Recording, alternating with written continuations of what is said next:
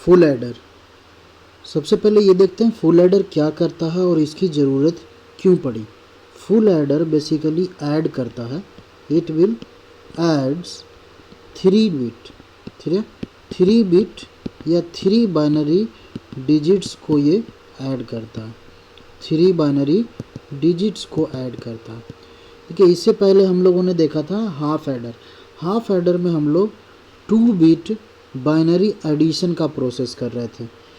अभी 2 बिट से अगर ज़्यादा मुझे 3 बिट की ज़रूरत पड़ती है या 3 बिट की ज़रूरत क्यों पड़ेगी, तब फुल एडर हमें यूज करना है, क्योंकि हाफ एडर का लिमिटेशन है, हाफ एडर सिर्फ 2 बाइनरी डिजिट को ही ऐड कर सकता है। ठीक है, तो सपोज़ हमारे पास एक एग्ज़ाम्पल है।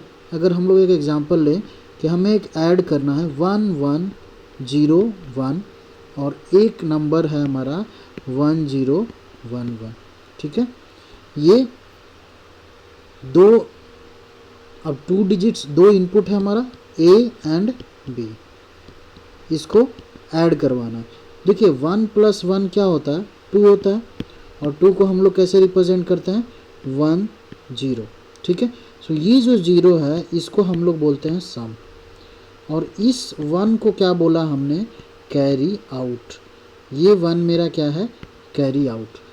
ये 1 नेक्स्ट स्टेप में कैरी इन का काम करता है, मतलब ये कैरी फॉरवर्ड होता है जो नेक्स्ट स्टेप में सी इन का काम करता है। ये इसको हम लोग क्या बोलेंगे, सी इन। अभी नेक्स्ट स्टेप में क्या हो गया, 1 + 0 1 + 1 2, तो यहाँ भी 2 आ गया। 2 को कैसे रिप्रेजेंट करेंगे, 1 0 से, है ना, 1 0 से। तो ये जो 0 है इसको फिर मैंने नाम दिया sum, and this 1 will be carry out. ये क्या है हमारा, कैरी आउट, जो नेक्स्ट स्टेप में सी इन का काम करेगा। तो यहाँ पे फिर से ये सी इन का काम कर रहा है।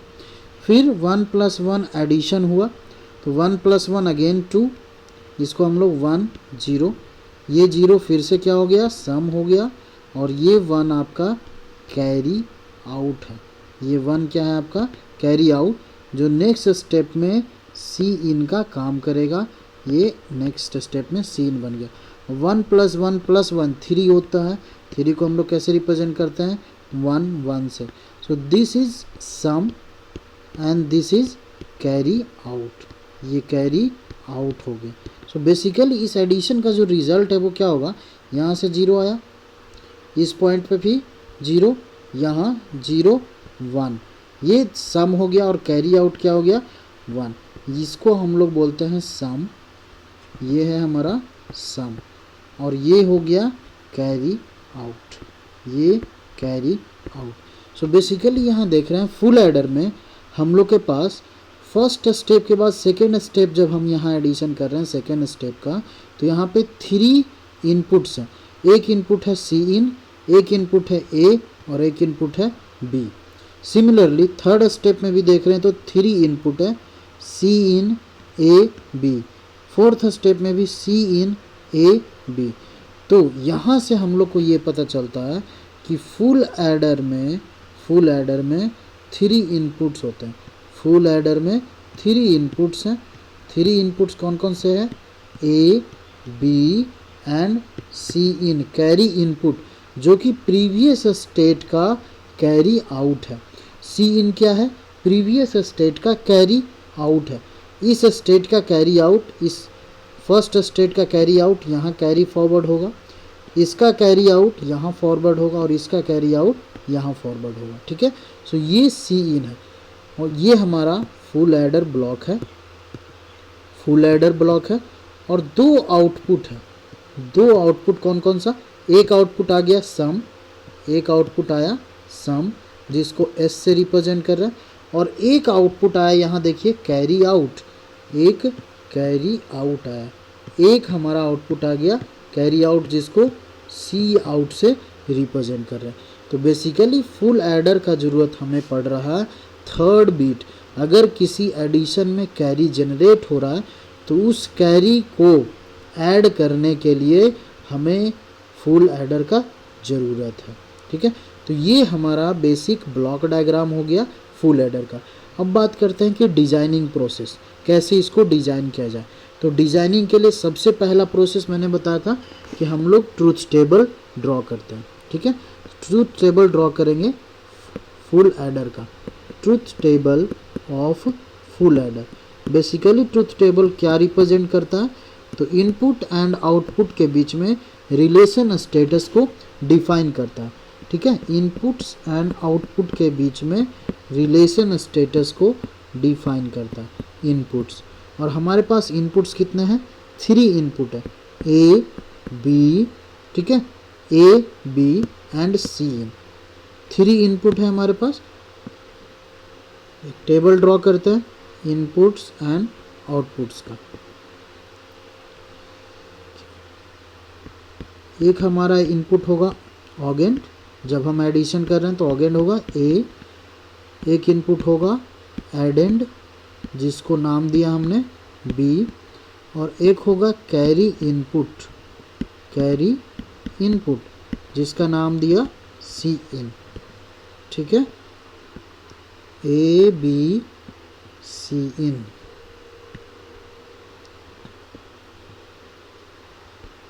और यहाँ हमारा आउटपुट होगा सम, एस से रिप्रेजेंट कर रहा है, एंड कैरी आउट जिसको रिप्रेजेंट करना है मुझे सी आउट से। ठीक है, अब 3 इनपुट्स हैं तो टोटल पॉसिबल कॉम्बिनेशन कितना होगा, 8। मैंने बताया था 2 to the power n, और यहाँ पे इनपुट्स कितने हैं, 3 है। 2 to the power 3 is equal to क्या है, 8। सो टोटल पॉसिबल कॉम्बिनेशन क्या होगा, 8 होगा। कॉम्बिनेशन क्या होंगे, 0 0 0 0 0 1 0 1 0 0 1 1 1 0 0 1 0 1 1 1 0 एंड 1 1 1। ये हमारा टोटल पॉसिबल कॉम्बिनेशन है। ठीक है, ये टोटल पॉसिबल कॉम्बिनेशन है। अब जब 0 0 0 का एडिशन होगा तो सम क्या होगा, 0, और कैरी आउट क्या होगा, 0। 0 0 0 0 प्लस 1 1, तो सम हो गया 1 और कैरी 0। यहाँ भी सम 1 और कैरी 0। अब देखिए 0 प्लस 1 1, 1 प्लस 1 क्या होता है, 2 को कैसे रिप्रेजेंट करते हैं, 1 0 से। जो सम होता है 0 और कैरी आउट होता है 1। यहाँ पे सम 1 कैरी 0, देन सम 0 कैरी 1, 1 1 0 सम 0 कैरी 1, 1 1 1 1 1 1 में क्या हो जाएगा हमारा सम 1 और कैरी भी 1, सम 1 होगा और कैरी भी 1 होगा। तो ये हमारा ट्रूथ टेबल हो गया। फर्स्ट स्टेप हमने क्या किया, ट्रूथ टेबल फुल एडर का। हमारे पास इनपुट कितने हैं, 3 input, augend A, addend B, carry input C in, और आउटपुट 2 है sum and carry. 8 possible combination. अगर इसका हम लोग डेसिमल इक्विवेलेंट लिखे तो ये क्या है, 0, ये क्या है 1 2 3 4 5 देन 6 7। सो बेसिकली आपको क्या करना है, 0 से 7 तक काउंटिंग लिखनी है। ठीक है, 0 से 7 तक आपको बाइनरी इक्विवेलेंट लिख लेना है, वही आपका टोटल पॉसिबल कॉम्बिनेशन होगा। अब बात करते हैं कि इससे हम लोग एक्सप्रेशन अब कैसे लिखेंगे, क्योंकि हमें डिज़ाइन करना है तो सम और कैरी दोनों का एक्सप्रेशन हमको लिखना होगा। अब 2 तरीका मैंने बताया था, या तो आप ट्रूथ टेबल से लिखिए या फिर के मैप से लिखिए। हम लोग दोनों देखेंगे कि ट्रूथ टेबल से कैसे लिखेंगे और के मैप से कैसे लिखेंगे। सो ट्रूथ टेबल से अगर आपको लिखना है तो सबसे पहले ये फाइंड आउट करेंगे कि सम कहाँ कहाँ 1 है। ठीक है, सम किस किस स्टेज पे 1 है। देखिए सम यहाँ 1 है, सम का वैल्यू 1, अगेन सम का वैल्यू 1, फिर इस स्टेज पे सम का वैल्यू 1, एंड लास्ट स्टेज पे सम का वैल्यू 1। बाकी जीरो से हमें कोई मतलब नहीं, जब हम एक्सप्रेशन लिख रहे हैं तो सिर्फ और सिर्फ हम उस पॉइंट को रिप्रेजेंट करेंगे जहाँ सम का वैल्यू 1 है। तो अगर इस यहाँ एक्सप्रेशन, इसका एक्सप्रेशन लिखेंगे तो क्या होगा, देखिए ए पे 0, बी 0, सी इन, तो ये लिख सकते हैं A complement B complement C इन।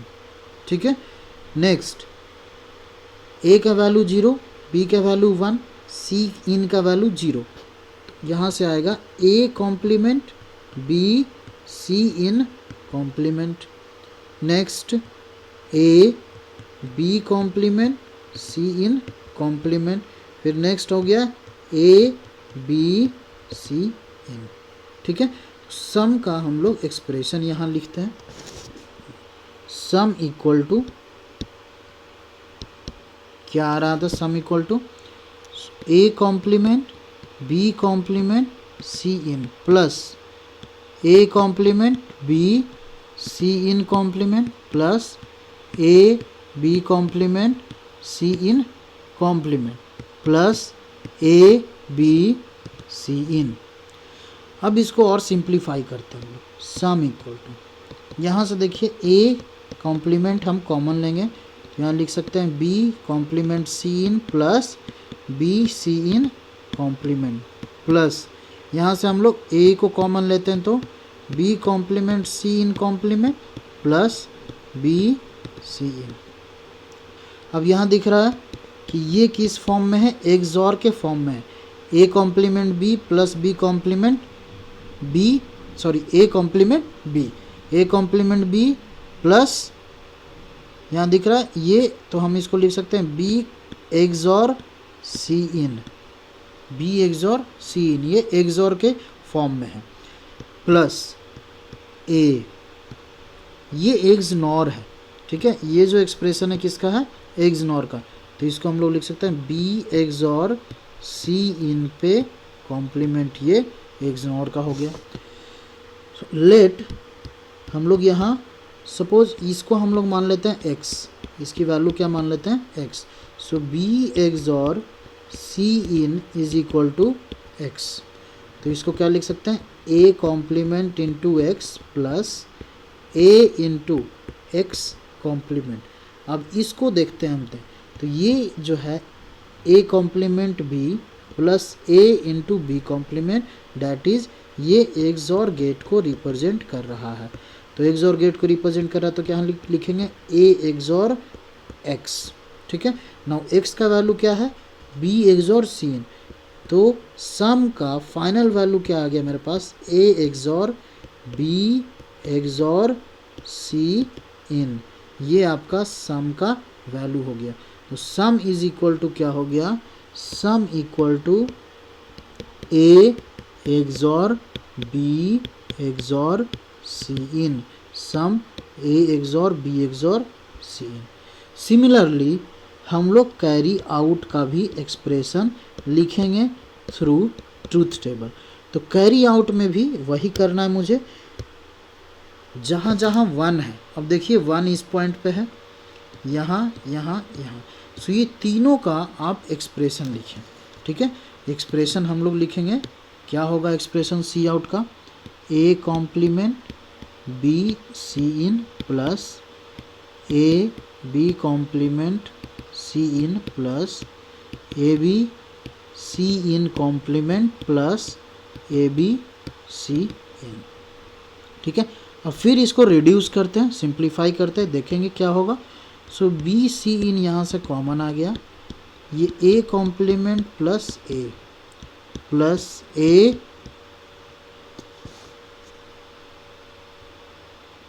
इन दोनों में से फर्स्ट और थर्ड, इन दोनों में से हमने कॉमन लिया। ठीक है, सॉरी बी सी इन है ना, तो हमने फर्स्ट से और फोर्थ से, फर्स्ट और फोर्थ इन दोनों में से कॉमन लिया, तो और बाकी एज इट इज़ लिख देंगे, plus A B C in complement, A complement plus A क्या हो जाता है, वैल्यू 1 हो जाता है, तो B C in plus A B complement C in plus A B C in complement. ठीक है, अब इससे ज़्यादा रिड्यूस नहीं होगा, तो हम लोग क्या करते हैं, now A B C in term is added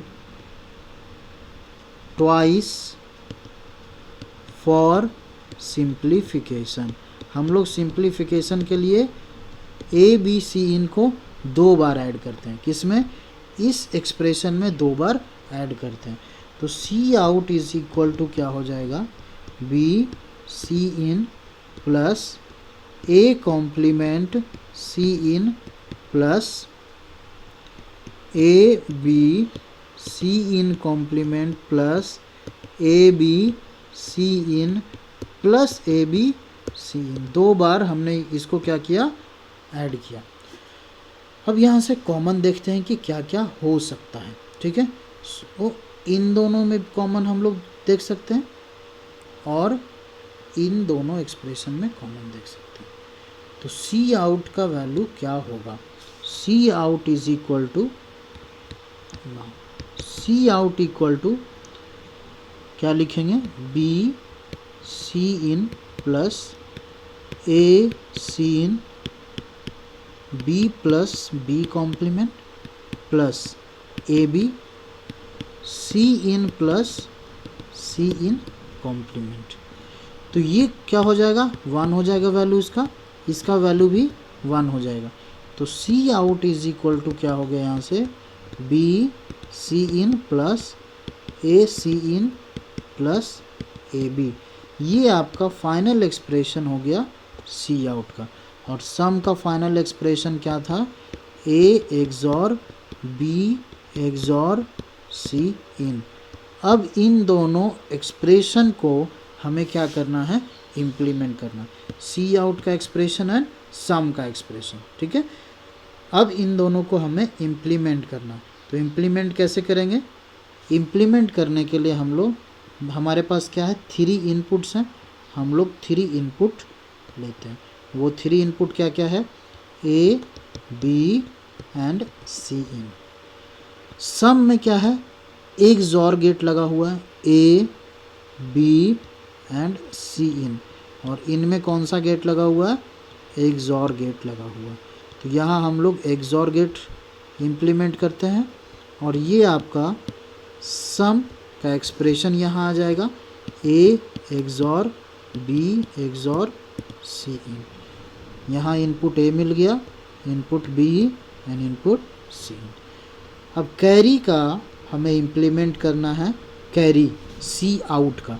तो सी आउट का क्या था, ए इंटू बी, यहाँ से लिया हमने ए एंड बी, इंटू है तो एंड गेट ऑपरेशन हो रहा है, एंड गेट यहाँ लगाया।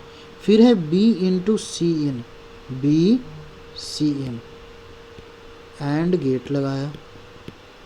Then A C in, A C in, यहाँ भी एंड गेट लगाया। और इन सब का क्या हो रहा है, एडिशन हो रहा है। तो एडिशन के लिए हम लोग क्या यूज़ करेंगे, और गेट यूज करेंगे। तो यहाँ और गेट लगाया, जो यहाँ हमें क्या एक्सप्रेशन मिल रहा है, सी आउट, ठीक है। ए बी, यहाँ मिला हमें ए इंटू बी, यहाँ पे बी सी इन, यहाँ मिला मुझे बी इंटू सी इन। यहाँ है इनपुट ए सी इन, तो यहाँ मिला मुझे ए इंटू सी, ठीक है। तो ये आपका सी आउट हो गया और ये सम हो गया। ये आपका लॉजिक डायग्राम हो गया, logic diagram of full adder, ठीक है। इसको आप बोल सकते हैं logic diagram of full adder. इसको आपको अगर लिखना है तो आप नीचे लिख सकते हैं लॉजिक डायग्राम ऑफ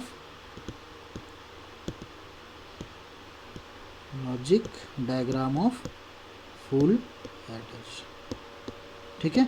सो ये तो हमने बात किया कि हम लोग ट्रूथ टेबल से डायरेक्टली कैसे इम्प्लीमेंट करें, ठीक है। हम लोग ट्रूथ टेबल से डायरेक्टली कैसे इम्प्लीमेंट करेंगे। अब बात करते हैं कि के मैप से हम लोग कैसे डायरेक्टली इम्प्लीमेंट करेंगे, ठीक है। सो सिंप्लीफिकेशन थ्रू के मैप से हम लोग कैसे इम्प्लीमेंट इसको कर सकते हैं। सिंप्लीफिकेशन थ्रू के मैप, जैसा कि आप जान रहे हैं हमें 3 वेरिएबल के मैप यहाँ पे यूज करना है। 3 वेरिएबल क्यों? क्योंकि इनपुट हमारा कितना है, इनपुट में अगर देखें टोटल पॉसिबल कॉम्बिनेशन, देखिए यहाँ पे टोटल पॉसिबल कॉम्बिनेशन 8 है, तो हमें 3 वेरिएबल यूज करना होगा क्योंकि 2 to the power 3 equal to क्या होता है, 8 होता है। ठीक है, हम 4 वेरिएबल यहाँ यूज नहीं करेंगे क्योंकि हमें 3 वेरिएबल में हमारा ये फुलफिल हो जाएगा, 8 इनपुट ही है।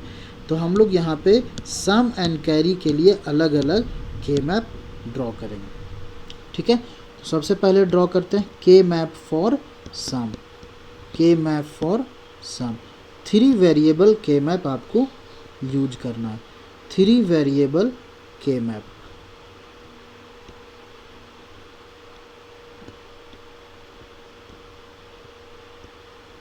यहाँ इनपुट में लिखता हूँ ए बी सी इन।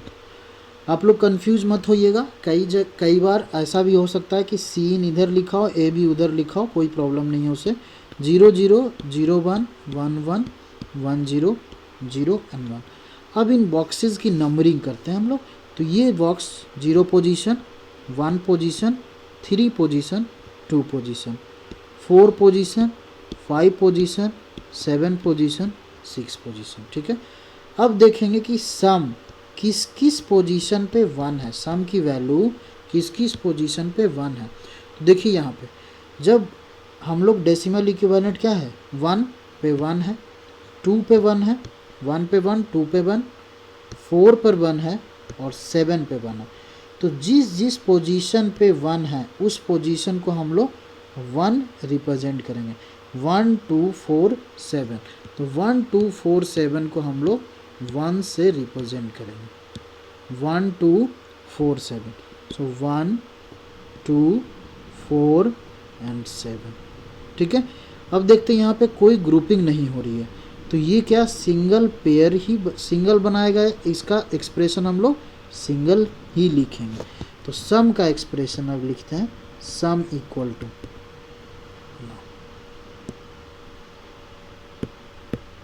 देखिए इस 1 का एक्सप्रेशन अगर लिखना है मुझे तो क्या लिखेंगे, यहाँ पे a का वैल्यू क्या है 0, तो लिखेंगे a कॉम्प्लीमेंट।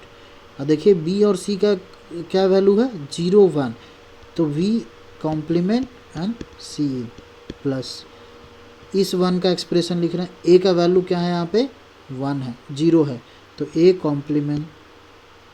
b और c इनका वैल्यू क्या है 1 0 है, तो b इक्वल टू 1 है तो b, c इन 0 है तो c इन कॉम्प्लीमेंट प्लस यहाँ a का वैल्यू क्या है 1 है, तो a, देखिए b और c इनका वैल्यू क्या है 0 0, तो b complement c in complement. इस 1 की बात करें तो a का वैल्यू क्या है 1 a, b c का वैल्यू क्या है 1 1 b c। अब ये वही एक्सप्रेशन आया है जो हम लोग को ट्रूथ टेबल से मिला था, तो इसको हम लोग फिर से अगर सॉल्व करना चाहें इसको कर सकते हैं। यहाँ से कॉमन ले a कॉम्प्लीमेंट, यहाँ हो जाएगा b complement c in plus b c in complement plus a b complement c in complement plus b c in. ठीक है, तो sum equal to a complement, इसको क्या लिख सकते हैं b complement c in plus a b XOR c in का complement. तो ये क्या है हमारा b एक्सॉर c इन है और ये b एक्सॉर c इन का कॉम्प्लीमेंट है, ये एक्स नॉर गेट को रिप्रेजेंट कर रहा है। लेट